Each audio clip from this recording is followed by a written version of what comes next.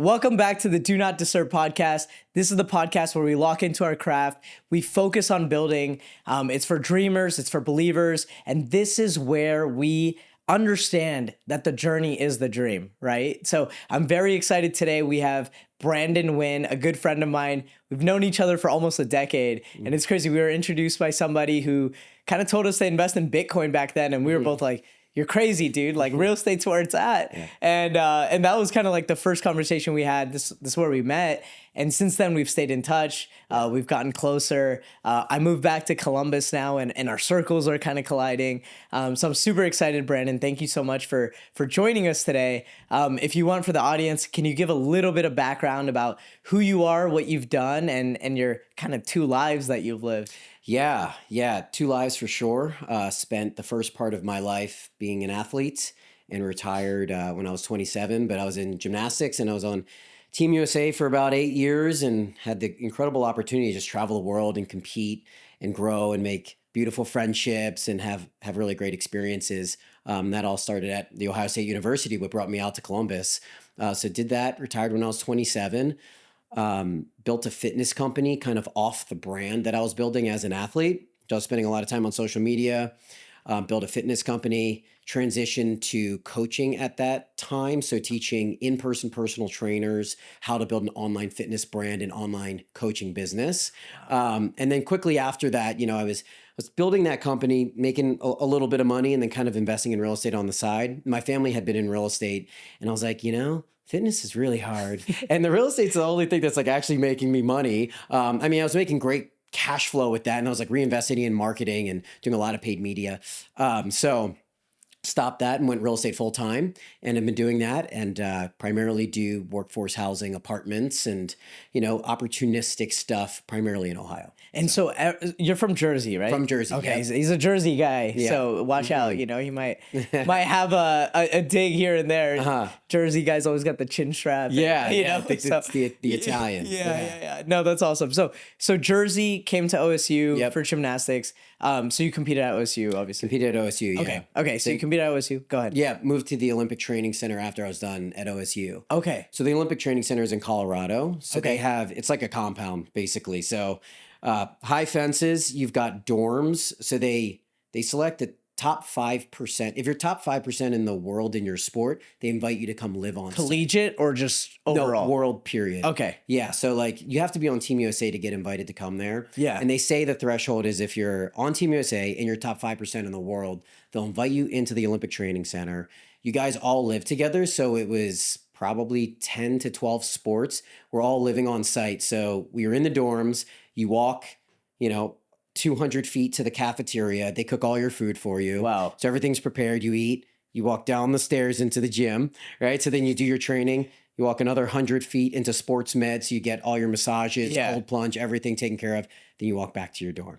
And you stay inside this complex I was there for years. Holy smokes. And it's really fun too because you meet all athletes from all over the country that are really good at their sport, and you learn different sports. Yeah. It was a blast. I was there for a couple of years, and that was right after I was here at Ohio State. Wow, that's amazing. That takes me right back. I'm a big Kobe guy, right? Mm-hmm. And so I don't know if you remember when Kobe went. I think it was like 2008 Olympics. Mm-hmm. He was on that team, right? And I think that was the Redeem team. Mm-hmm. And they won gold, obviously, but he was on that team, but he took it as a way to go to the Olympic Village and just take notes. Right. He's like, I was surrounded by the people who were the best of the best in their craft, no matter what it was. It doesn't matter. But they were the top of their field. And he's like just picking their brains on like mentality, training, how to push through, and being surrounded in that environment for years. It's crazy. That's got to be insane. It is. Yeah. And watching the personal day-to-day life of those people was really interesting. Yeah. I think whether I intended to or not, I was also taking mental notes. And it's just really interesting because you have this idea of what you think you need to do to be successful. And you're like, well, that guy, he like does it like this. And then you just start looking at all these different things. And I think a lot of people would see the personal lives of elite athletes and be like, that makes sense. And then they'd see some variables and be like, I am shocked by that piece. Yeah. So there's a lot to learn there. I want to unpack that a little bit. So when you're training, obviously you have a coach. each coach, I'm sure, has their own philosophy, the way they push you. Yeah. So like, how do you make that decision? Is like, hey, I'm disciplined in the way I've been trained. This is what I need to do. Or like, hey, it's time to pivot and train a different way, right? Like, how do you think through that? This is a really good question because this is one of the hardest things for athletes to figure out because it's trusting your coach. So you usually build that trust over time. Yeah. So when I was here at Ohio State, there was a coaching shift in 2009, 10. I guess that was like my junior year in college. Oh, wow. So the coach that I was with so when I came into college, I was highly recruited, but I wasn't a top 5 recruit in the country at that time. Yeah. So I was, kind of from an off the beaten path gym. I had a great coach as a junior, but I wasn't really in the system.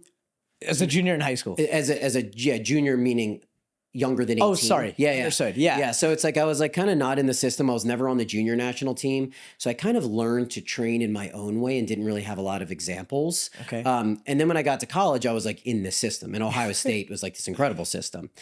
And I'm like, well, I've gotten this far based on just my own intuition. Now I have to, release the need to hold on to what got me here to get to the next level. So then I'm like, okay, well, can I trust these coaches? It's like, well, of course, we've got some of the, the most renowned coaches and best coaches in the world here. Yeah. So then you break through that barrier, you start trusting them. And then they all left kind of my junior year of college. So now a new staff's coming in, but the new staff is an incredible staff as well that I was somewhat acclimated to. So they came in, I worked with them for 4 years and they were incredible. And then moving to the Olympic Training Center, it was a new set of coaches. And at that time you're like, man, I know what I'm doing, but there's definitely things I still need to adopt. So I think the further you get in your career, you figure out like, I'm going to let a little in, but then I'm going to keep a strong level of constitution of what I've learned about myself over time. But it's really hard. Some athletes can let go and they're just like, coach, tell me what to do. And other athletes are holding on for dear life. I kind of held on. Yeah. Which makes sense because like every time you had this change, you're at the peak. Right. Yeah. Like going into your junior year at OSU, like I'm guessing with like football, basketball, those sports, I mean, that's kind of your peak. That's your time to shine. Yeah. And then what's like the ideal age to compete in Olympics? For men, probably 24, 23 to 27-ish. Okay. So since I wasn't in the junior system when I was younger, the first time I got into the national system, I didn't ever make junior national team, was just going straight to senior national team in college. So I had this like massive ramp up. Yeah. So that was when I was like 20 or 21. So it's good timing. But yeah, you're developing these patterns that it's really hard to let go of, but it was really good timing age wise. Yeah. No, that's amazing. For those of you guys who don't know, Brandon actually has a second name and he's known as the Lord of the Rings. Is that right? Yeah. Rings guy. The rings guy. So that was your specialty within like gymnastics. It was. Okay. Yeah. So I did all the events, but I mean, I was really more dominant on rings by far than anything else. And that was the event I felt I can control the most. It was like work in, output. Yeah. Out, right. So it's just like put in the work. You can get better because it's a strength event. Yeah. So rings is like basically all strength. Oh, wow. The other events, there's a lot of skill involved and there's, flexibility and different dynamics that are, if you're not coming with all the talent, it's like you're never going to be the best in the world on high bar without just being extremely talented. It takes tons of hard work, don't get me wrong, but you can't really develop some of the talent in order to be top in the world. Rings, I was like, I know how to work real hard. So that's like the event I'm going to go all in on. Oh, wow. Yeah, so. No, that's amazing. Cause I mean, one of the things that I did actually want to talk to you about as well is like, so I'm someone who grew up, I don't look it, but like football was my thing. And I was like, dude, I want to be in the NFL one day, like as a kid and, obviously like backyard football, I'm like schooling my other short Indian friends. Right. And so I was like, oh, I could do this. Right. Yeah. And then, I played club football at OSU, played semi-professional at for a minor league. Wow. For a team in Lancaster. Small guy, but like I could catch, like just like, don't freaking drop the ball, right? And run. And I was like, oh, I want to go to the NFL, this, that, whatever. But growing up in the cultural household that I did, my parents were like, no, you gotta be a doctor. Right. Like if you're gonna go all in on something, it's your education, it's like studying. And I was just like, I'm just not made for it, right? Not built to be an athlete. Yeah. I don't have the genetics for it. But how much of that do you think actually plays into a sport like gymnastics? Like if I decide young enough that I want to put in the work and I want to put in the effort, no matter who I am, right? Could I become top in the world, or is there an element to it where it's like you have to be naturally gifted to a certain extent? Yeah, I think there's a pretty big element there. I think, let's just say top in the world's the goal. I think you have to probably be in the top maybe 15 to 20% genetically. Yeah. And then if you're in that bracket, then you can work really hard to become top in the world. I think if you're out of that bracket, it's going to be really challenging. I mean, from a size perspective, like you can't be big and be good at gymnastics because you have to fly, right? Yeah. So the entire sport is really your strength against your weight. Like how strong can I be and how light can I be at the same time? Because strong and light means we can fly, right? So it's like those pieces are super important. So I definitely think there's like a top tier genetic bracket you have to be in. Understood. You can go pretty far with hard work. Yeah. Like a 6'4" Michael Phelps just like doesn't work. Ain't gonna Yeah. My coach, Casimiro Suarez, he's still assistant coach here at Ohio State. He's like one of the biggest gymnasts ever. He was probably, I don't know, 5'10", 190, 180, and that's huge for a gymnast. Wow. Yeah, like the average gymnast is like 130 pounds. Oh, wow. Yeah, you'd never realize 130, 140 pounds is like a good size. How much? I'm 180. Okay. Right. So now or back then too? Now and kind of back then as well. I was always like on the bigger side. Okay. But that was okay because rings was like about being strong. So Yeah. that worked for me. Okay. But okay. yeah. No, that's amazing, man. And I love this, like, just athlete and, like growing up, like I always had an affinity to sports. Yeah. Even Brooklyn, one of the things with my EA, the first thing is like, I played college basketball, and that told me something, in terms of like qualities, right? And to be an athlete, like, there's so many qualities that you develop that help you in life, right? Yeah. Not just in like work, not just in, like your career aspects, but life overall, right? And I always say, like, one of the things that I always think about is like playing basketball. I love playing basketball. Like playing basketball, you get elbowed, you get beat up, you're sweating, like your lungs, hurt, and you can't breathe. Yet you extract pleasure and fun. And I'm like, I want to do this again. Yeah. Let's run it back, and it's why it doesn't make any sense. Like I'm literally getting beat up. Yeah. But it makes no sense. Yeah. And I'll do it again over and over and over again. But that's life. Yep. Right? Life beats you up. Life elbows you in the side. You get exhausted. You get tired. You're mentally fatigued.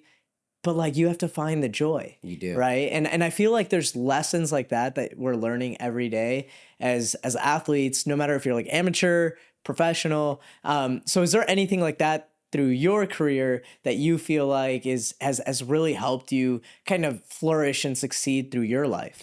Yeah. Well, first off, going back a little bit, I totally agree. And so our vice president of asset management was a really successful athlete at Ohio State as well. I started to realize, I'm like, oh, I trust and want to work with athletes as much as possible, especially if you made it through being a D1 athlete. You know how to show up on time. Yeah. You know how to do what you're told to do and know how to work really hard, right? It's like all these things, like there's no way you're making it through if you don't have those attributes. So no, I think that's really important. What are the transferable lessons? I think the obvious ones, like the hard work, the perseverance. I think probably the biggest one is realizing that if you want to accomplish something hard, it's probably going to take longer than you think, and it's probably going to be harder than you think. Yeah. But if you stick with it, and this is kind of my recollection or perception of what made me make it to the end in gymnastics, is if you stick with it, you can probably beat everybody else because they're going to give up at some point. If you're just like, I'm the guy that's just not going to give up, that's probably the lesson you're learning you could take with you in business. Yeah. So, yeah. No, I love that. And there's actually a quote that we found by the great Brandon Wynn. Oh, yeah. And it's excellence is protected by attrition. You believe most people fail, not because they lack talent, not because they got but because they got bored with the repetitive work. Yeah. Okay. So nice. Yeah, I don't know if you remember saying that. I don't remember saying that, but we found that in like one of your interviews and stuff. But oh, nice. Yeah, basically you're saying that, like people who get bored with the repetitive work and aren't willing to continuously put in the reps and clock in day in and day out, right. Pay the invoice of greatness. Yes. Is the reason why you're not going to get there, right? Yeah. I was just thinking about this last night in my car, and was writing in a note to remind me of kind of this subject is like when it gets really tough, that's your moment. Like that's the moment. You know, you're sitting there, you're like, oh man, it's 7:30. I'm done. Like Yeah. my day was insane. And now I have to like wait until 8 to get this document to get it out tonight. And you're just like, this is my moment. This is where everybody else would quit. Okay, cool. I just have to win right now. And I'm going to beat the people that would quit right now. Dude, that's it. Yeah, that's awesome. So there's this really great autobiography that Usain Bolt wrote, and it's hilarious because like he's just a funny dude, and he literally writes it in his own voice. Cool. And so it's like very raw, very natural. But one part of the book that he talks about is like this. He talks about the wall, right? And when he was training to be the greatest, 100, 200 meter sprinter, he would train with 400-meter dashes, right? And so at first he's like, why the hell am I running 400 meters when in the real thing I'm only running 100 or 200 meters? But it was because when you run that 400, at a certain point you hit this wall. Right. And when you hit that wind wall and you want to break, you want to stop, you want to quit, and you push through that wall, even if it's for another 3 seconds, and you're sprinting full speed for another 3 seconds, that's when you got better. That's it. Yeah, that's when you got better. Yeah. If you stop at that wall, then you stay right there day in and day out, right? But when you push that 1 inch every single day, that's growth. And I feel like we're just wired to think that way, where people who haven't played competitive sports or just like not competitive in general, I don't know. I feel like that wiring may not be there. To think like that and push through and just like lock in, right? Yeah. No, I think about like, what gives you the ability to go the extra distance. And I think about this a lot because how do you develop that ability if you don't have it? Yeah. And I don't know if you'd agree with this. I'd imagine that you would, but I mean, there's times where you question whether you really have it or not. Yeah. Like all the time, right? You're like, man, do I still have it? And like, am I really that guy? Because this really sucks. You're like, maybe I'm not that guy, right? Yeah. There's like times where you think about it, but somehow you kind of hang in, or now it seems as though you have had a history of hanging in long enough to be like, I guess I kind of am that guy enough. But it's like, what gets you past those 3 seconds? I think it is probably your commitment to achieving the goal. Yeah. It's like, I'm not, and for me, I don't, it seems as though I have like very specific goals if you look at it from the outside, but my main goal is to really just try to maximize my potential. Just like interested in like, okay, I'm not that good at this. Like how good can I get at something, or can I continue to push through? Yeah. Just because that's kind of like the DNA that I think makes me the best version of myself, right? And it's like, I think I'm just like, well, I'm not going to not try to be the best version of myself. That's why I'm going to go the extra 3 seconds or, extra couple 100 feet. And maybe the people that can't push those moments just haven't developed that as an identity. Yeah. Like they're okay with giving up and not achieving the thing in the end or maximizing their potential. I guess maybe that's the difference. Yeah. And I completely agree with you. I get asked all the time, like, when are you going to be done? Like when is enough? And it's like, it's not about like an external, goal or monetary goal or something like that. But it's like, I want to know that I fully actualized my potential. Yeah. Right. Like I want to know that I gave everything that I could and I did it. And when I get there, this will be done. It'll be enough. Right. Yeah. So, no, I completely get that. And I agree 100%. It's like being committed to the journey of becoming perfect. Yeah. Right. Like you may never get there. Right. But like you shoot for the stars, land on the moon. Right. Definitely. So, no, I absolutely love that. And, something else that we were reading about when, obviously I say we're athletes, but like we are not the same. Let people know, like the Olympic Village, you're a world medalist. We are not the same. Right. So for someone like you, who is a professional athlete, they say professional athletes live 2 lives. But they also have 2 deaths, right? One is like when they end their career in their sport, and the second is the one that we all live and experience, right? Right. So that first death of saying like, hey, I'm gonna retire as a gymnast. What was that like? What was the mentality behind it? When did you know that, hey, like this is the end? It's a good question because I don't know that I ever really committed to retirement, even to right now, I think about that all the time. I am committed to retirement. Yeah. But I mean, like right now it's not realistic for me to come back and be competitive. And every day that goes on becomes more and more. Yeah. You know. You look like you still kick ass on Thank you. on the I still stay in shape, but just it's the level of commitment. Like, I mean, you can't really be focused on other things if you're going to be like a great athlete, right? Yeah. But so I think it's been a smoother transition for me than the average person. Like, some people are like, drop dead. This is my retirement moment. I will never think about being athletically competitive again. Yeah. But I definitely think it's more challenging for people that pour their entire value system in who people praise them to be as an athlete. Like, you kind of see it with some of the guys when they start to get good and everybody's like, you're so incredible. How do you work so hard? Like, how do you do all these things? And you see people like it really like gets them lit up. They start getting addicted to that identity. Those are the ones that crash the hardest in the first death. And they sometimes never bounce back. Yeah. Because it's like they literally went from the peak of a mountain all the way down to the bottom. And I think, and kind of how I've tried to do things in life is like, I think I'm kind of more internal in I'm trying to create what I feel to be value for myself in who I think I am, not who other people think I am, right? Because then my value system isn't contingent upon the praise or lack thereof of what I'm getting from the people around me. Right. And I think that's the most important thing if you don't want to die when you fail or retire. Yeah. It's like, because my constitution hasn't been compromised. I'm going to take these lessons and decide what my next step is.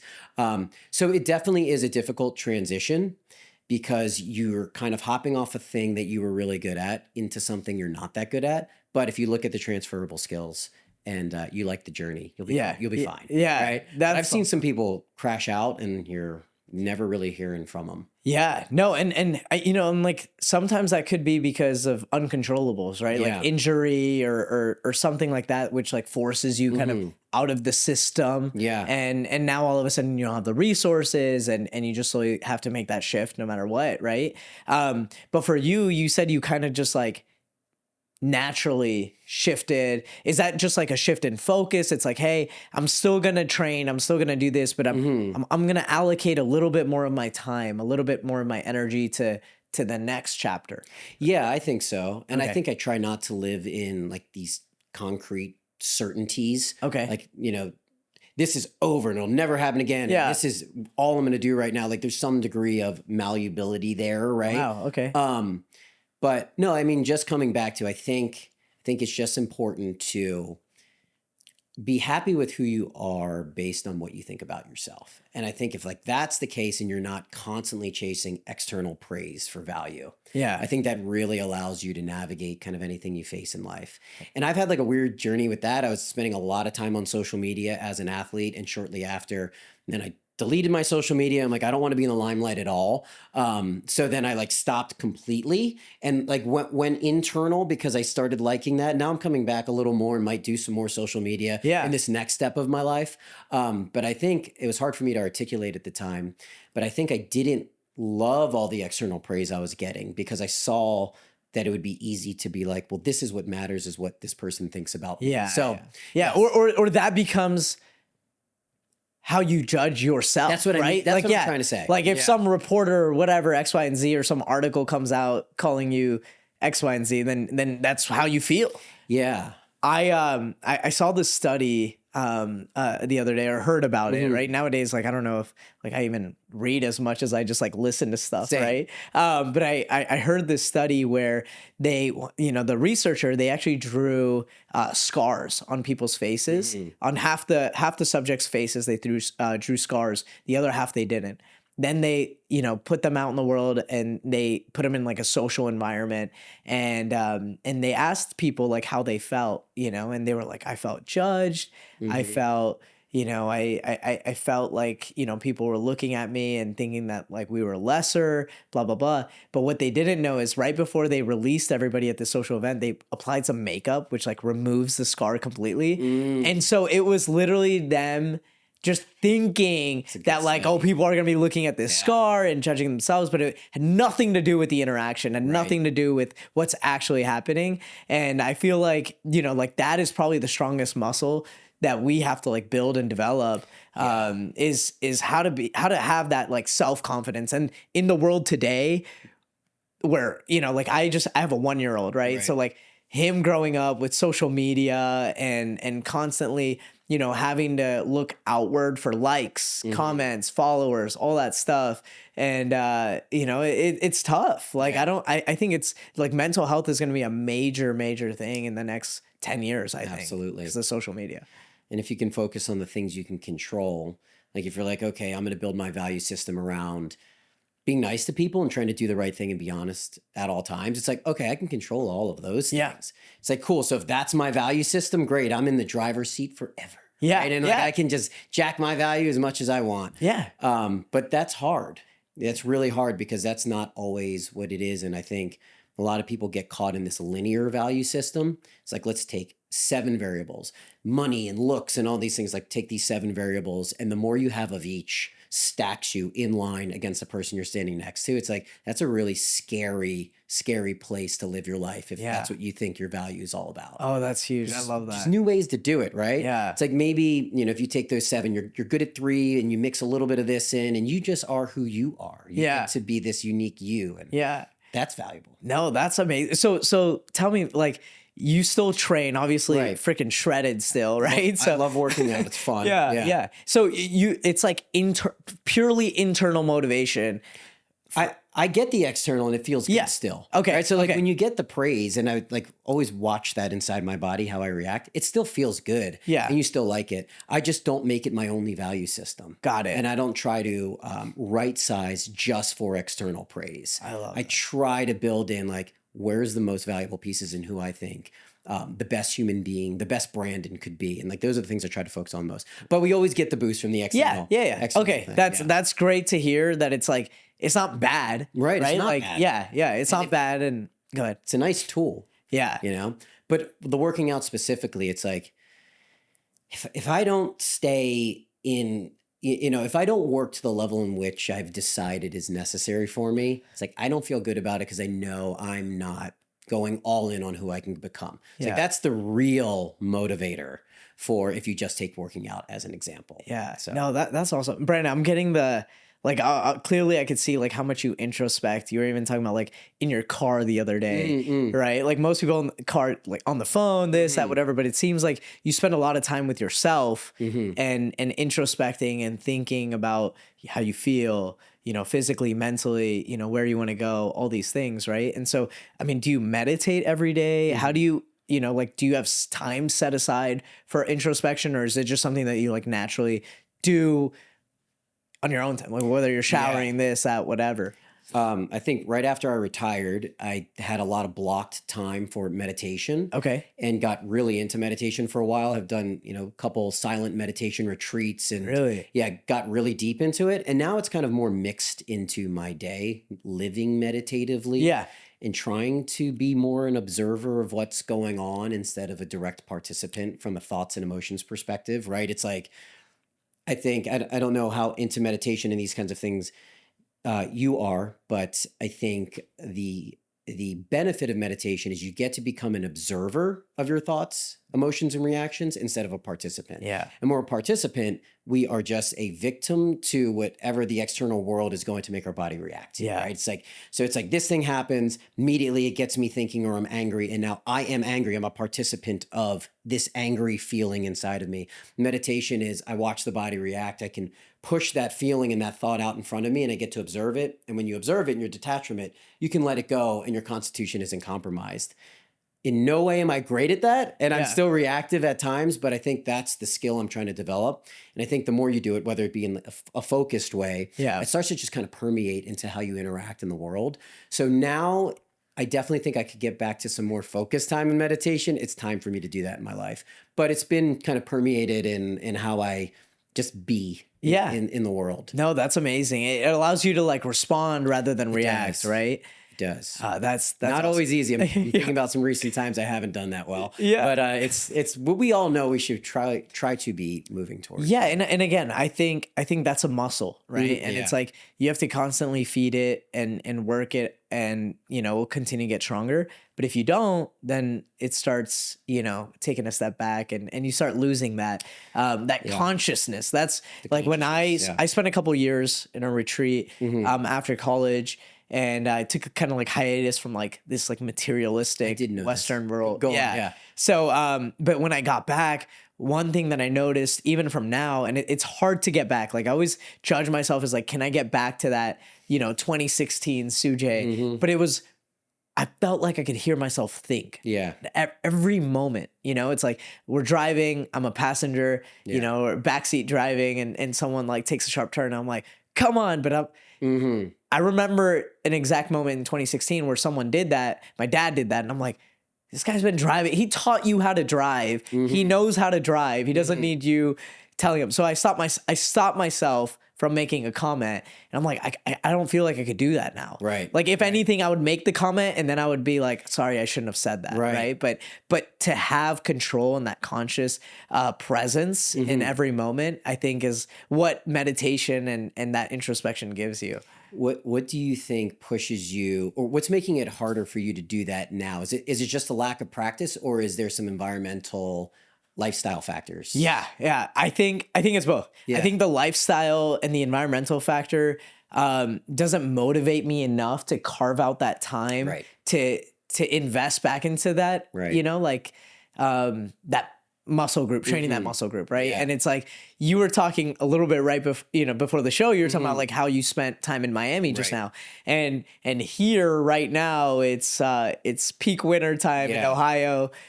Gray, and my wife is from Florida. So she always talks about like the sun and the environment and how it pushes her like happiness and her mindset and all those things. Now, Ohio's great. I love it. Yeah. Love Columbus, born and raised here. But I do think your environment and who you're around and what the aura is really does affect kind of what you can prioritize and how easy it becomes to prioritize that, right? So I agree. Yeah. And I think that if we were to say that that's not prioritized here as much as other places, if we were to say that, again, we're coming back to responsibility and working hard and things like that. There is a toll to pay for that. Yep. It makes it harder for you to continue to stand outside the box and maintain those patterns. Nobody's perfect, even some of the best athletes ever to live, right? Yeah. It's like they're still not perfect either. And it does make it harder. It's like, why not make it easier on yourself to be in the environment where everybody else is prioritizing similar things? Yeah. So I try to get that dose. That's why I go down. Like if I'm sitting on the beach, I can literally, put in some headphones, kind of listen to music and be immersed in that environment, and then do structured meditation. And for some reason, just stepping out of like typical environment that I haven't been doing that just gives me the space to be like, oh, I'll meditate right now.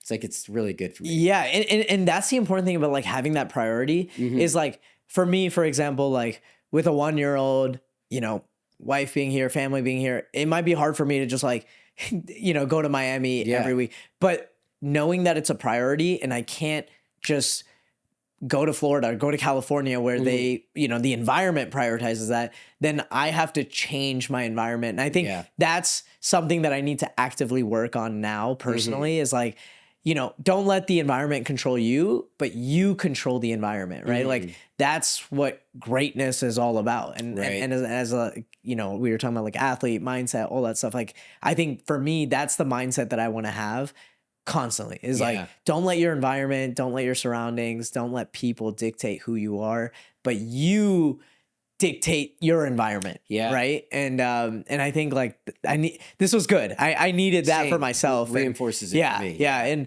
actually one of the things for 2026, I ordered a cold plunge, like an ice bath. Cause I'm like, I hate cold showers. I hate them. For 2 years I took cold showers, but your power of will, it's a muscle. It is. And I'm like, I don't care what I have to do, but I'm going to ice bath every single day. It's great. And once I get it, but like for the rest of the year, and I'm like, even 30 seconds, a minute, whatever. But whatever I have to do to like get myself to jump in that thing and rework that power of will, then everything else gets unlocked.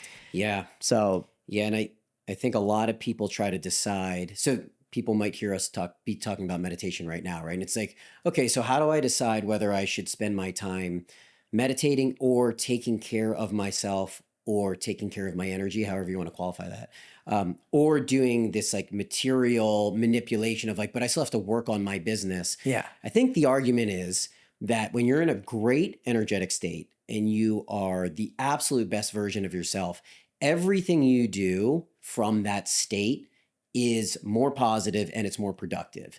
Like every decision you make from a good energetic state is a more powerful decision.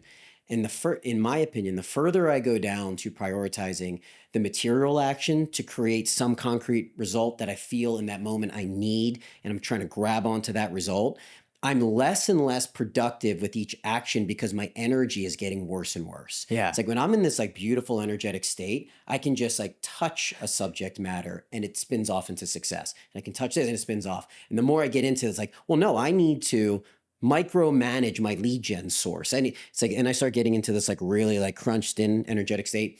It just really, I get less and less productive.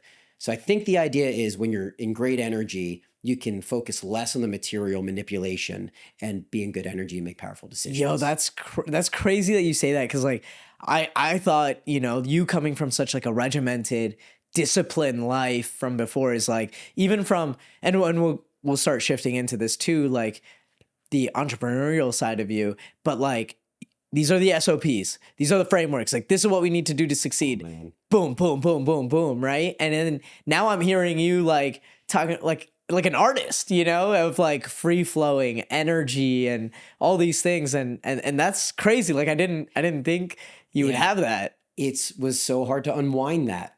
So that was the hardest part. You talk about the death of an identity, and everybody was telling me like, oh, so I was really good at making my strength training programs. Like you're good at rings because you're really good at making your strength training programs and you have incredible discipline in your diet. Like, I counted macros every day for years and I was on it and I was disciplined, and I was getting constant reinforcement about that's what made me successful, to only then find out when I retired that I need to find another way to do it better. And then I started going into thinking about doing it from a better energetic state. That was the hardest part for me. It wasn't the death of that athlete identity. It was how I can now go and be successful in the next stage. And I just knew material manipulation, SOPs, KPIs, discipline, and white knuckling my way to the next step. I knew it wasn't going to have enough fuel to actually create the lifestyle I wanted. And I had to find a different fuel source. And, I had a coach, more like a mental training coach when I was an athlete. And I was really lucky because when I lived at the Olympic Training Center, I had access to tons of mental training coaches. The one that I had found then that I still talk to today, he is all about just positioning your energy and then letting the world autocorrect to who you are and what you're putting out. Wow. And he works with a lot of basketball players, a lot of really like famous, successful basketball players. He's open palms. He's got a couple phrases: open palms, play present, and he's all about just setting the energy. And when we would lead into some of these high level competitions, we would just talk in the morning, and he would just set my energy and helping me detach from the outcome and be in a beautiful, energetic state. And that was the work for the day. That was it. There's a quick 3-minute check-in, reset my energy. I'm happy with whatever outcome happens here today. Yeah. I'm really lucky to be in this moment and have this opportunity. And I'm really excited to observe how this is going to unfold. And that was our work. So yes, it was hard to let that part of me die. Yeah. So hard. Because I was like, dude, be tougher than everybody. You can't. Yeah, that's sick. And like people listening, like, it seems like, oh, you got to go and do these retreats or, take hours out of your day to meditate. But you said 3 minutes. That's it. 3 minutes. It's such a quick reset. If you feel yourself being reactive, I'm smiling because I'm so not living by what I'm saying right now. But if you feel yourself being reactive, if you just hit a timer on your phone and set it for 2 minutes and just get yourself back to a place where I'm observing thoughts and emotion and taking a step back, it literally changes the next. What do you do? What does that 2 minutes look like? All you do is you literally take a step back, focus on some sort of body reaction like your breath. Yeah. Right. Which allows you to stop being engaged in your thought and emotion and become an observer. There's a meditation by Sadhguru, who's like a meditation Indian mystic guy. He's got a well-known meditation, and it's just reciting, I am not the body, I'm not even the mind. And it's just like, I am not my mind. I can be an observer of it. And I am not my body. And I can be an observer of it. And just 2 minutes of like that pullback and pushing it out. You're like, why was I just freaking out a second ago? I'm okay. I'm not going to die. It's going to be okay.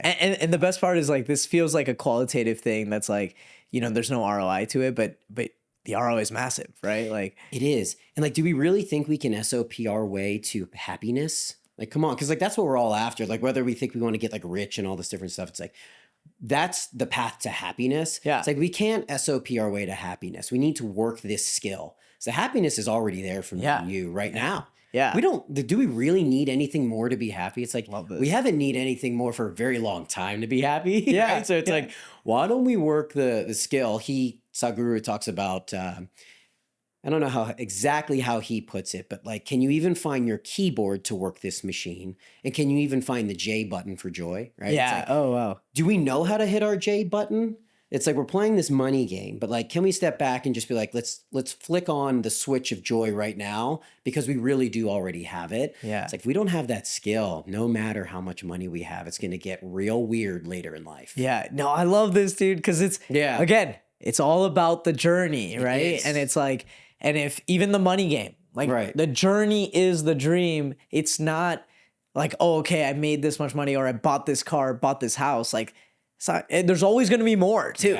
Yeah. There's always going to be more. So I freaking love this. Me man. too. This is so good. I feel like I could talk about this stuff all day. Same. Especially like happiness, man. I was in India, and man, the food was not good in like the residential school, because like some people can't eat spicy, some people can eat really spicy. So it's like, it's just bland. Let's just keep it bland, because it has to be the same food for all 200 people. But like the joy I got from like, when we had these like flatbread type things, if people know, like bakri is what we call it in our language.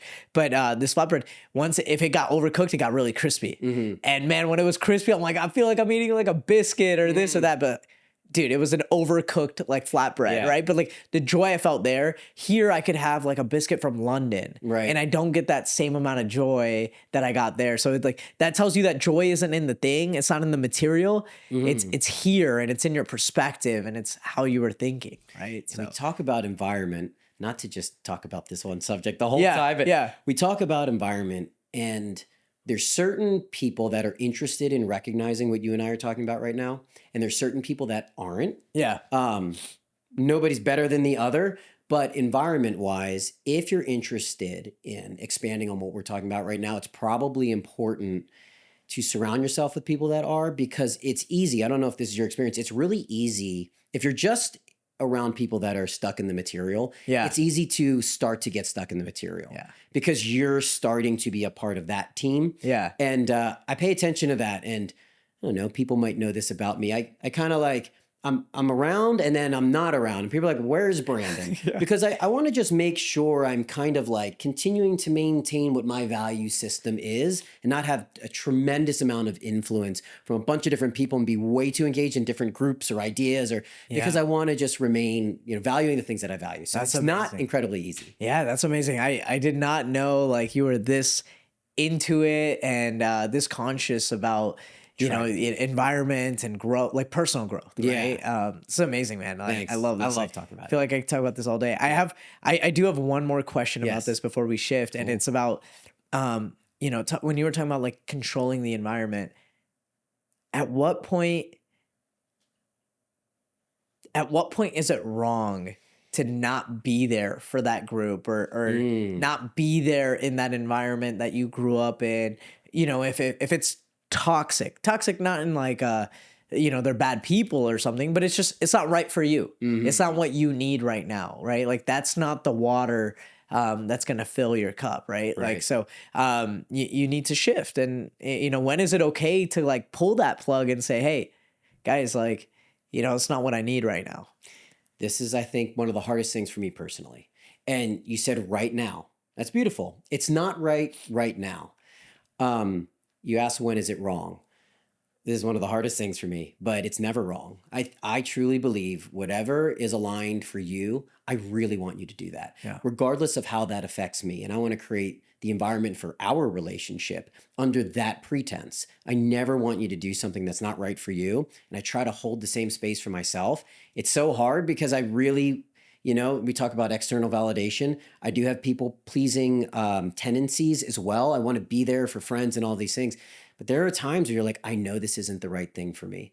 So I don't know the answer, but I do think finding and following alignment has to always be our North Star.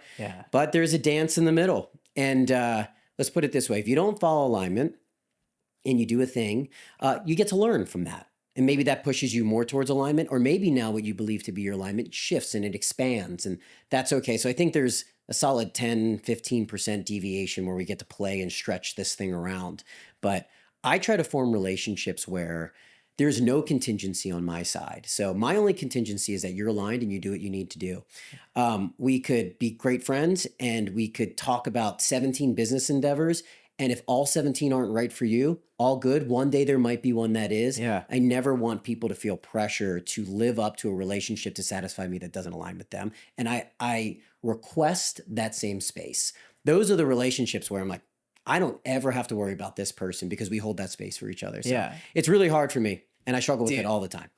This is great. And I think you live it. You say that, but I do think you live it, because the first time we chopped it up, we were talking about business and real estate. And I think we kind of started at the same time in terms of like launching this as like a full-time kind of thing. Right. And so we started at the same time and we talked about stuff even throughout the years we've talked about stuff, but if it's not aligned, like I've never felt judged from you if I'm like, hey, this is not my project or I'm busy on this. And same thing the other way, you know? So I feel like you give off that aura and you create that environment for the people around you as well. So true. I love that. I love that. No, I agree. Yeah. No, this is all great, man. And it's awesome. And I'm getting to know you so much better. Yeah. Even though we've known each other for almost a decade now. So, but you know, going back to when we first met, starting, you know, that second life, right? Like, you know, we were joking Lord of the Rings and you came back as like Gandalf the White even, you know, and it's like your second life where you're crushing it now in your career. You know, was real estate always it? I know you had some background in real estate, but was there ever a thought where it's like, should I do something else? Or you were leveraging your personal brand, you were leveraging fitness. Why real estate? Right.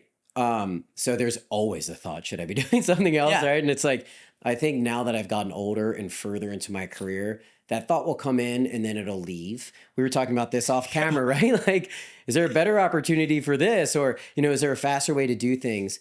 I believe if we are chasing a material goal, that, clocking years and hours in developing true expertise is like what actually helps us separate ourselves from our competition. And if we're constantly pivoting, it's just challenging to do that. Like, you know, let's just say I was to pivot right now to only buying service-based businesses with the skills that I feel like I developed in real estate. It's like, that's great. What's my competitive advantage compared to everybody else that buys service-based businesses?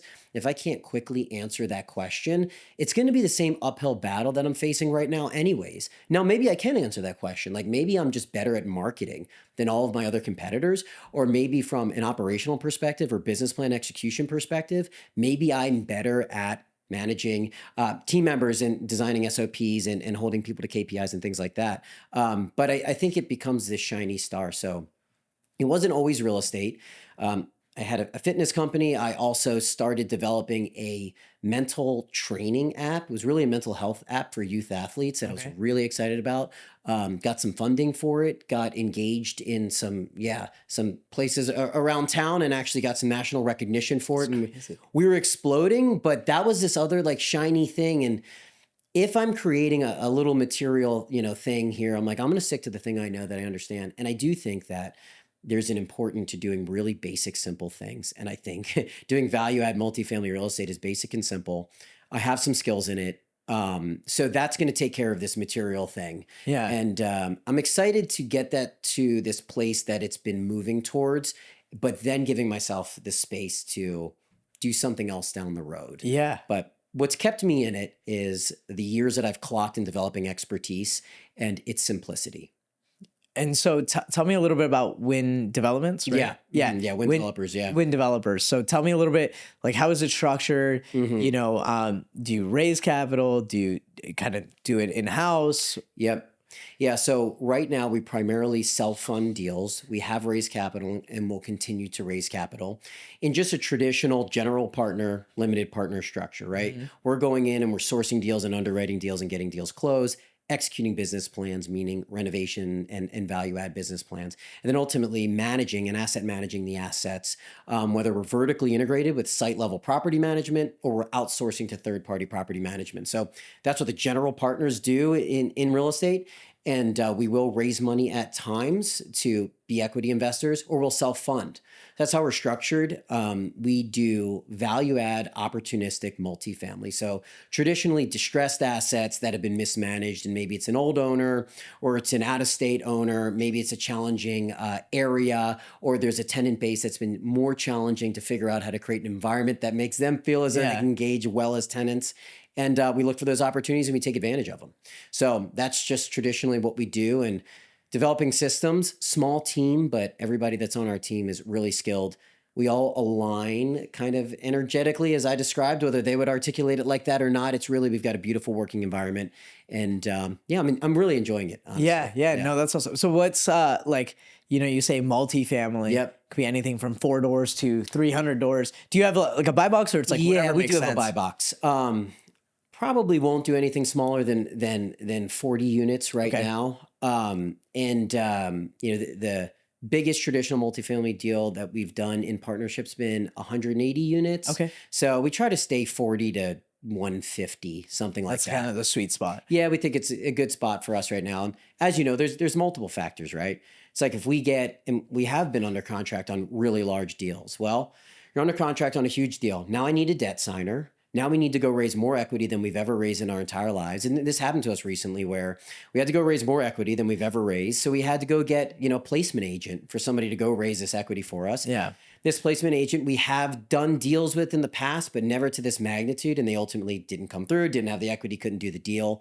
Don't love putting ourselves in those kinds of stressful environments. So as much as it's like, just go big, it's like, well, going big comes with risk, reputation risk, stress on the team, stress on yourself. Yeah. So try to grow organically, but don't love to pull in all these different people to get a deal done. Yeah. When we can do it ourselves. So. Yeah. And that makes sense. And I think like 40 to like that 150. Now, if it's like 160, you're not going to say no, exactly. If it's a good deal. Right. But like, in an essence, I think that's like a bucket. Right. And then as you get bigger than that, you start looking more institutional and, exactly. Those kinds of things. So, I think it's good for me. Like it's always been cash flowing assets. Mm-hmm. Right. So I always buy like good cash flowing assets, and hotels is different than multifamily where, there's a large business component to it. Yeah. Right. So it's like operator to operator, you could really change the deal entirely.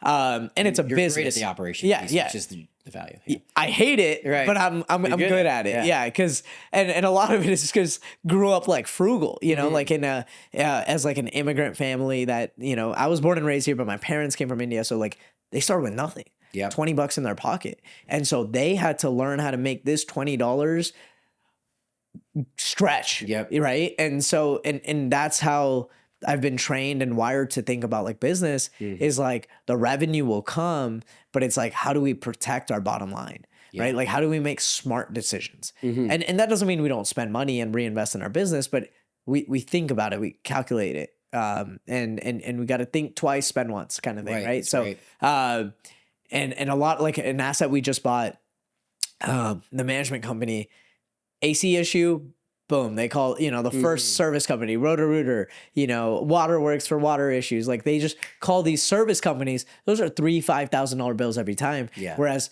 if we find someone local to fix it, could be like $800 bill. I had a quote on an AC, 40 grand. Yeah. I got it fixed for $4,000. Right. What? Yeah. Like, how is that even legal? Right. Right. And so, but it's like having that extra pulse on your asset, like is a game changer. Right.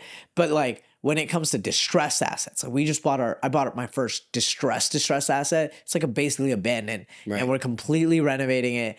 And, I'm scratching my head sometimes and I'm like, dude, what am I getting myself into? Like what ifs are astronomical. Obviously there's risk versus reward. Mm-hmm. So was it always distressed assets for you? It was. Okay. Yeah.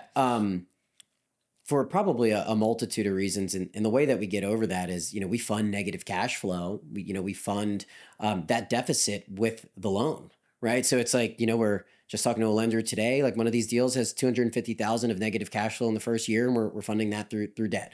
So I like distress because it allows us to have a lower basis So, if everything falls apart, it's like probably can get out of this thing what I'm in it for because we've paid, a low number for it.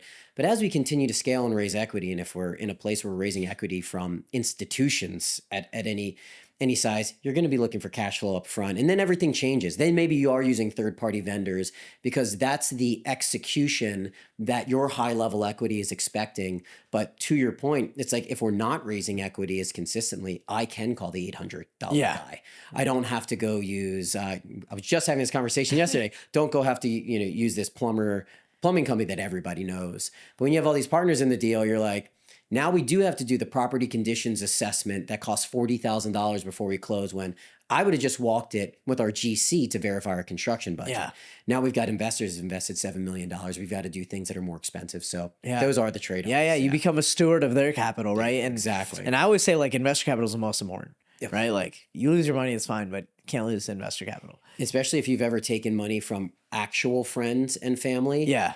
I was talking to a buddy that's invested in some of our deals, and I was like, man, I don't know how to say this, but I will do anything to not lose your money. Yeah. And I mean, when they're real family, you ask yourself, it's like, is it worth it? Yeah, is it worth it? Yeah. I'd rather, maybe not be in that position. And this is kind of what we've been talking about as a company. It's like, do we really want to be in that position? Because I don't love the idea of, well, they knew the risk reward profile. It's like, no.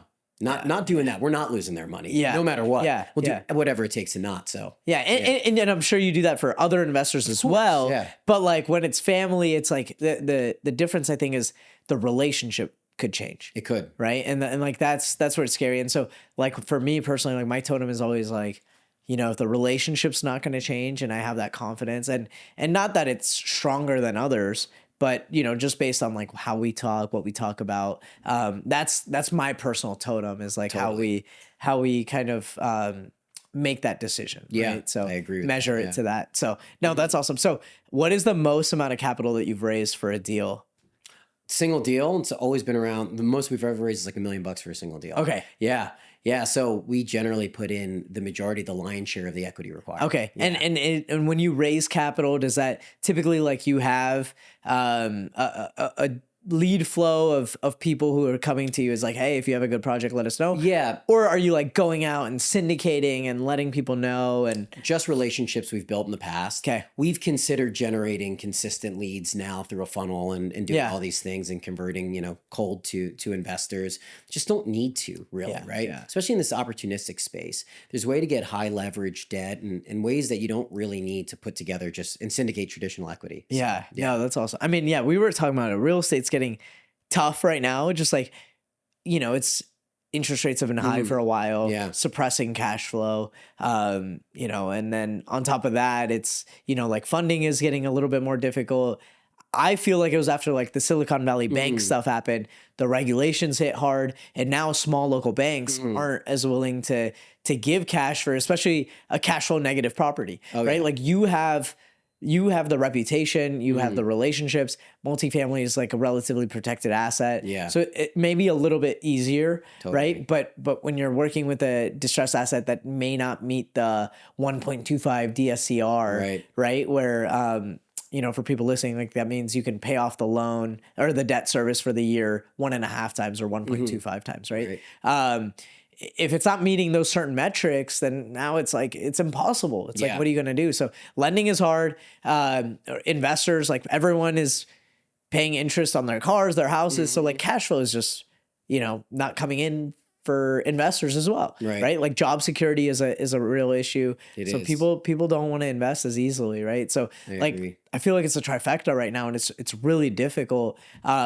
Your like next 5-year, 10-year goals, just focusing on real estate, also dabbling into other things. Like what's the thought process? Yeah. For the foreseeable future, real estate, I'm not going to, maybe this is my moment of declaration. I'm not going to do anything different until we reach some internal goals that we've set 3 years from now. Right. So it's like you made a comment that, I said no to something that we were talking about in the past that, amongst other people, but I really try to, because certain people are successful in doing a lot of things. I'm not. Yeah. I have to just do one thing well. And, at this stage, I think of my career. So for the next 3 years, it's going to be continuing to buy these opportunistic multifamily assets. And then we're going to take a beat after that.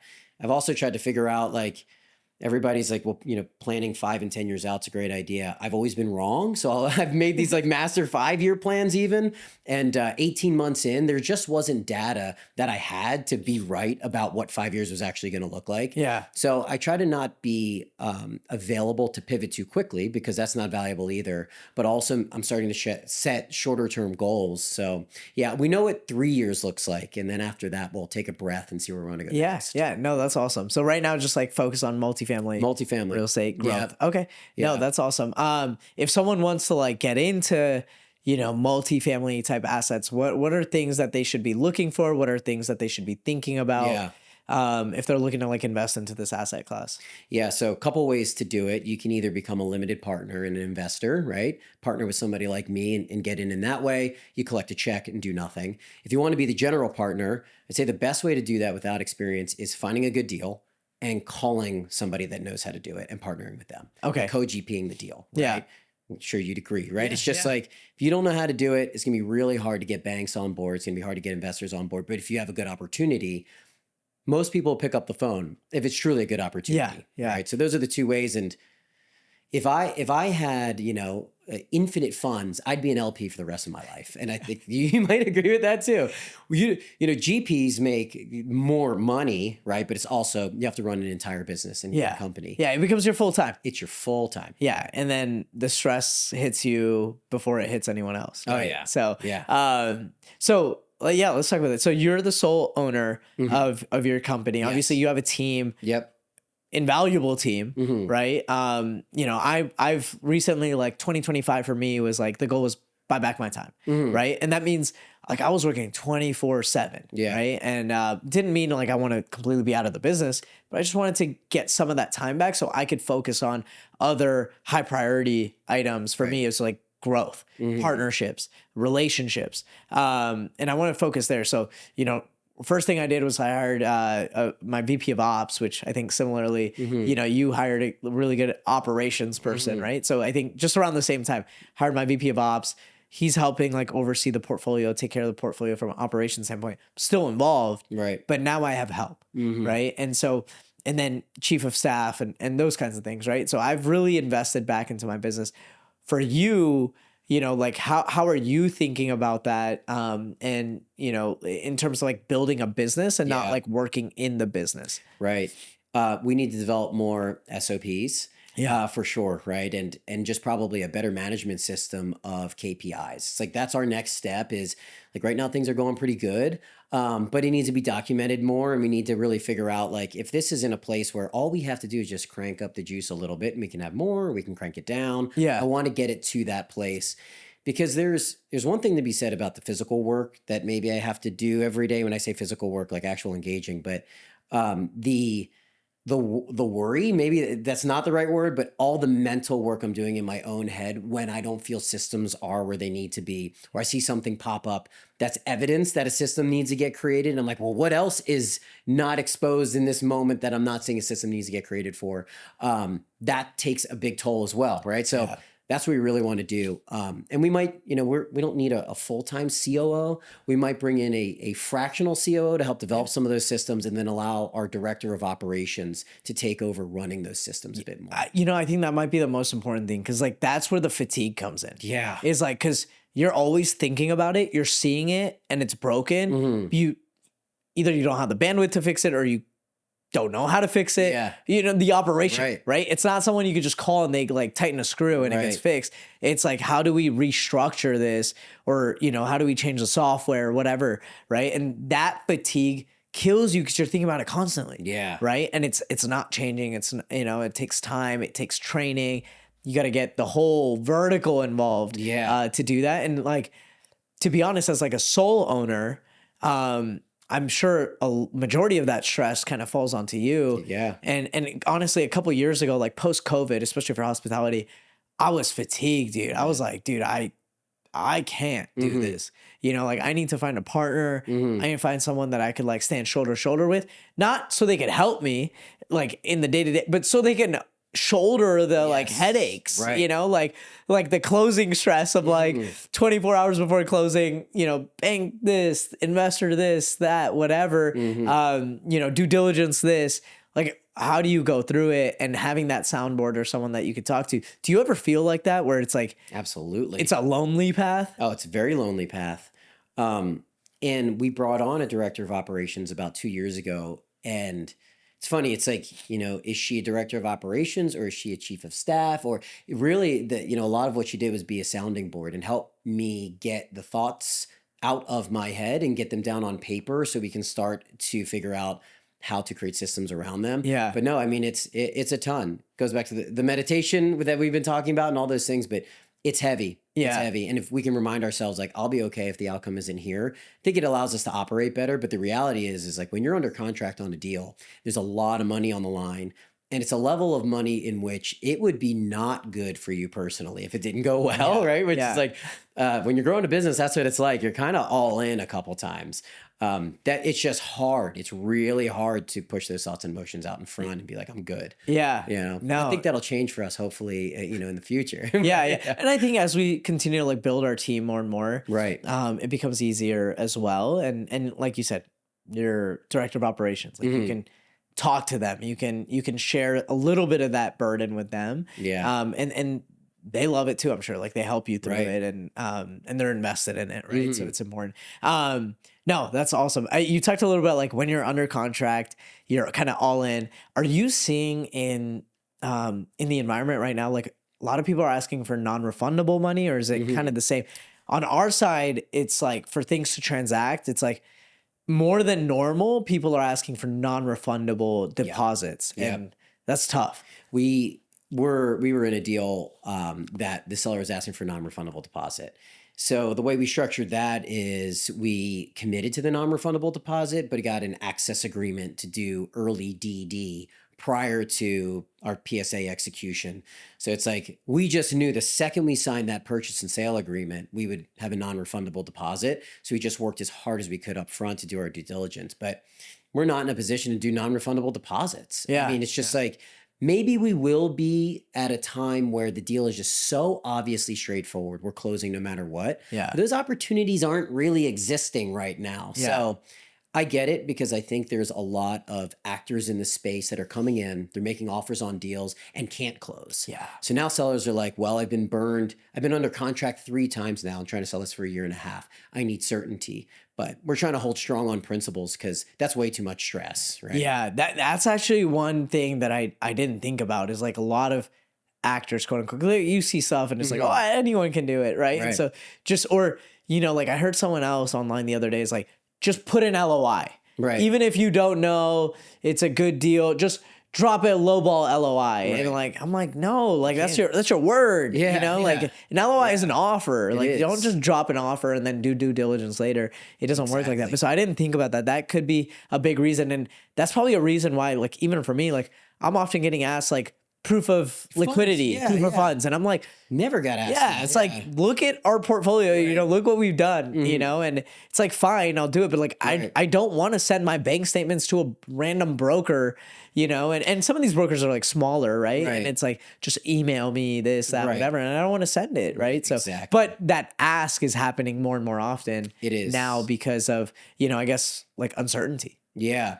No, I totally agree, especially on the LOI thing. It's like, we don't submit LOIs if we haven't fully underwritten deals. And not a lot of people are doing that anymore. Yeah. It's like, well, how could I submit an LOI unless I'm willing to move forward with the deal? And we talk about this internally. We're like, how do we compete with the velocity of LOIs going out? Yeah.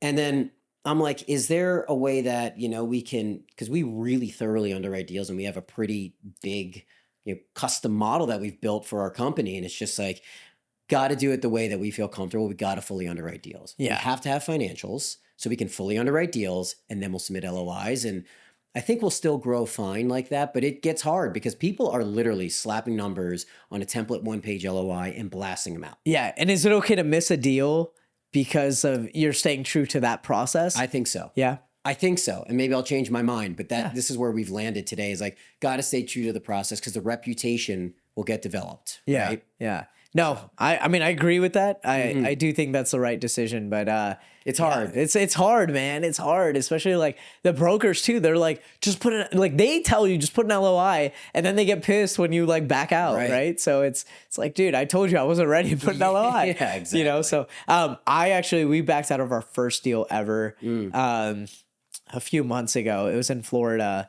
And it was in the Tampa market. And that was the first deal where I had like backed out during PSA. We actually lost a good amount of money, not non-refundable deposit, but like legal DD costs.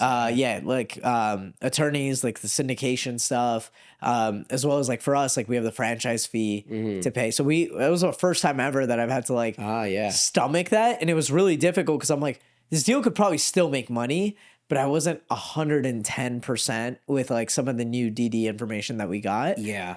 And I was like, we're steward of our investors' capital. And if I'm not 110% sure, can't do it. Yeah, I can't do it. If it was my own money, I'd maybe do it. Right, exactly. Right. So, and the funny thing too about being a steward of investors' capital and having a fiduciary responsibility to act in their best interest is there's people out there right now that aren't doing that either. And if it's a 5-year hold, it's like that check of lower than projected returns doesn't come due for 5 years. I see people doing quite a bit of business and I see their underwriting because sometimes their equity memos get circulated our way. And I'm like, I don't know how you're underwriting the deal like that. And if I was an equity investor, I wouldn't be comfortable with the way you're underwriting. Yeah. But that check doesn't come due till year 5, right? In the sense of like, you promised a 16.5 IRR and it's going to end up being a 13, but your investors don't figure that out till 5 years from now. Yeah. But these guys are clocking fees and still making money. And they're like, I've got a 5-year runway before I get figured out that I don't know what I'm doing. I'm like, it's just sad that exists at times. Yeah. And I think for people who are listening who like may want to be LPs in deals, I think the important thing to like sniff out good GP partners or good operators versus bad is when interests align. Yes. Right? Like when interests are aligned, it's like win-win situation. Like that's what I always look for. When it's one way for like the first couple of years and then it shifts the other way, I don't like that. I don't like that either. So, and because I do LP in like other deals and I've been burned multiple times. And, now I'm like, kind of just want to invest in my own deals because I don't know who else I trust more than myself. I literally said that exact line to somebody. I'm like, I'm not investing in anybody else's stuff. Why just invest in my own stuff? Yeah. No, that's awesome, man. This is great. So, I mean, we were just talking a little bit about like how sometimes it's okay to say no to a deal or miss out on a deal because we're not moving fast enough, right? Or we like can't, like an underwriting has to happen. We got to go through the due diligence. We got to go through the reps. As an athlete, you talk about how you focus on technique, right? Like even in the rings, especially gymnastics, like like sticking the landing, right? And like that little hop up, like that's a technique thing. You have to master that through practice over and over again.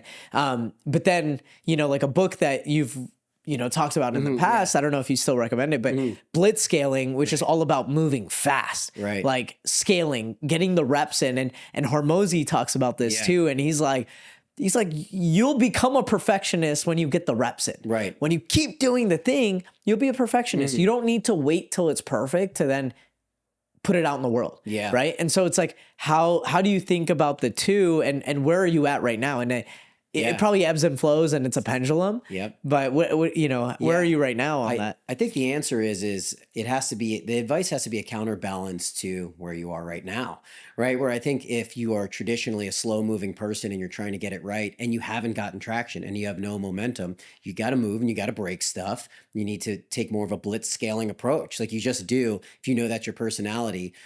Or if you're on the other end of the spectrum, you realize that all you're doing is moving fast, but you're not creating meaningful value where you're creating process, where you have standard operating procedures and you can crank this up and down. Maybe it's time to slow down. I am in the slow down mode where I want to do things more methodically now. I was moving really quickly before. Now I'm in the slow down mode and a couple reasons, right? It's like, it's probably the right advice for me, I hope, from a business perspective, but from a personal perspective, that's more of the lifestyle that I want. And again, I think that puts me in a better energetic state, which I'll make more powerful decisions. I just know how I feel. It kind of comes back to an honesty thing or a person of my word thing, that if I'm moving too quickly and I'm spread too thin and I'm engaging with others in business, I don't feel comfortable if I don't feel I'm going to give them the necessary attention. Coming back to, some things we've talked about, there's plenty of opportunities I could be a part of, right?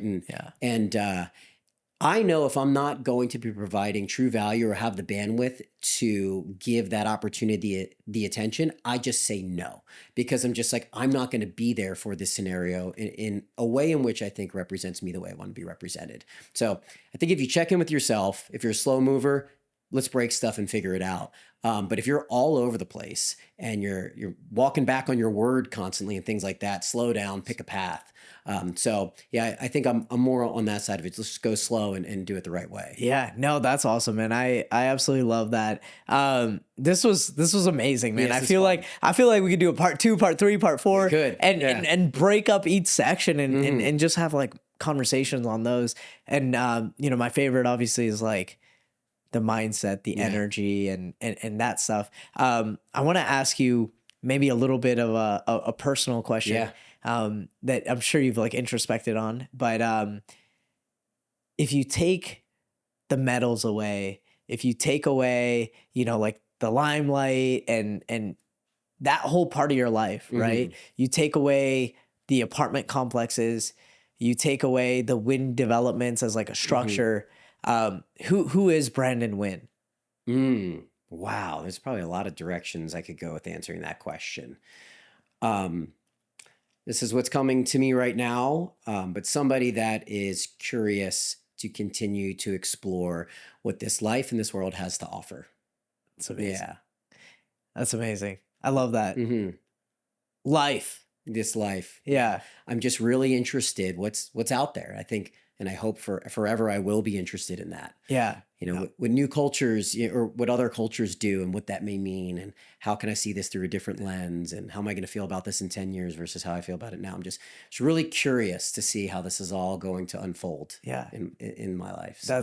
That's amazing. And, and when you talk about life and unfolding life, what at the end will make you feel like you lived a successful life? Yeah, I think there's a couple components. I think impact is a component. How I've impacted others around me. And I don't really tie that to a material goal. Like, I think we can make monumental impact with small interactions, just how you're showing up in your everyday. It's like less measurable. It's, we didn't feed 500,000 people this year on Thanksgiving necessarily, right? Yeah. But so I think that matters. I think the pursuit of me optimizing my potential really matters, and spending time with the people that matter to me. And yeah, really, again, just exploring this life. Yeah. I think it's a shame for it to go unexplored, whether it be our potential or anything else. So no, that's amazing, man. That's beautiful. Yeah. So, going through life and doing your thing, is there something that you are passionate about at the moment? Maximizing potential. Maximizing potential. I'm passionate about these things that I know I'm not doing well, that we all know we're not doing well. And then I've thought about how I can do them better, and I've watched myself fail, and I know what I'm bad at. I'm passionate about seeing if I can get better at those things. Yeah. Because that's an area I haven't explored. It's like, you can look at anybody and be like, oh, they do all these things well. Well, I know the things I don't do well. Yeah. And I want to get them. I want to get them. Right? Yeah. So it's like, those are the things I'm really interested in overcoming. Some of them I've never overcame my entire life. Yeah. It's like, that'll be a fun day. Yeah. Dude, right? you're personifying the Mamba mentality, man. I love it. Like that's literally it, right? Like, it's about the journey. It's about breaking that down and making it better. When in the pursuit of that excellence or the pursuit of that perfection, that perfection, how do you maintain that passion? I think remembering and remaining in why I'm pursuing it matters. If you look at athletes that lose the passion, I think their attention to achieving the thing gets redirected in a different way than what their primary why was. Yeah. Whatever that may have been for them. And I think a lot of us are playing out our childhood dreams a Yeah. lot. Like the Yeah. 7-year-old version of me, maybe the business dream of me is because I love the movie Richie Rich. So I want a catapult to fly into that Yeah. scene or whatever it is, right? But I think remembering why you're truly after this, it's like I look at it like a light beam. It's like your why and that being personified in your action every single day. If that is like a really clear stream, you're going to be passionate about what you're doing. It's going to feel aligned. You're going to have energy. And when that gets cloudy, and it gets cloudy with other people's perceptions and all these things, it just starts to dim that light a little bit. Yeah. And slowly it cuts off. Yeah. And now your actions are disconnected from what you're truly desiring. And that's where people lose it. And I've seen some really fiery, beautiful athletes end up not continuing to do what they do because they just lost the reason why they were doing it. And we all lose it. And sometimes we come back to figuring it out. And sometimes it dwindles. And maybe that was our path. But I think that really matters for passion. No, that's awesome, man. I love it. Thank you so much for your time, man. This was great. Yeah. And I really love this. If like the audience wants to find you, reach out to you, maybe see if you have an investment opportunity available or whatever, right? And pick your brain, or just reach out to you and tell you that they love your energy. What's the best way to get in touch and reach out? Yeah, absolutely. Right now I'm on LinkedIn, so just Brandon Wynn on LinkedIn. Shoot me a DM. I'll answer you. Help in any way I can. It's amazing. Yeah. The great Brandon Wynn. And I'm so excited, man. It's a friend, a brother, and I'm excited to chop it up and see where our journey kind of continues to grow together. Fun. Yeah, it's awesome, man. Cool.